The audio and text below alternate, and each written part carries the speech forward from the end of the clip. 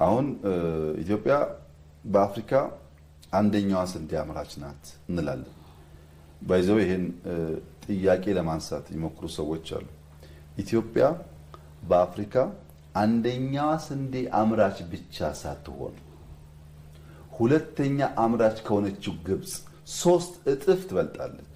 በድፍረት ነው ይሄን የምናገረው፣ በሙሉ እምነት ነው የምናገረው።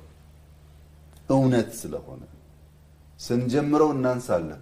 አሁን 3 እጥፍ ግብጽ ከምታመርተው እኛ እናመርታለን። ከፍተኛ የስንዴ ምርት አለ። ይሄን ለማጥላላት ይሄን ለማራከስ የለም ለማለት ሙከራዎች ሊደረጉ ይችላሉ።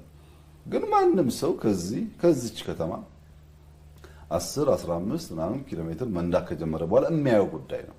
ከዚህ ወደ ሰሜን ሸዋ የሚጓዝ ሰው ከሱሉልታ ጀምሮ ባለው መንገድ ውስጥ ኦል ዘ ዌይ ያየዋል፣ ሌፍት ኤንድ ራይት። ምንም የተደበቀ ነገር አይደለም። ታዲያ አንተ ባትገዛም እኮ ስንዴ ሀገር ውስጥ ይገባል። ገባ ሲባል ዜና እንሰማለን ሚሉ ሰዎች ካሉ አዎ ሊገባ ይችላል። ኢትዮጵያ በአፍሪካ አንደኛ ስንዴ አምራች ከሆነች ለምን ታዲያ ስንዴ እንዲገባ ፈቀደች? ለምን ታዲያ ስንዴ ተሸመተ ከውጭ ለሚለው ሰው ደግሞ ኢትዮጵያ በአፍሪካ አንደኛ የሆነ አየር መንገድ አላት። በአፍሪካ አንደኛ ብቻ ሳይሆን ከሁለተኛው በብዙ እጥፍ የራቀ አየር መንገድ አላት።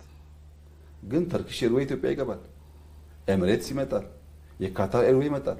አንደኛ አየር መንገድ ስላለ ለምን ነው የአየር መንገደኛ ጋር ይመጣው? ለምን አይከለከልም?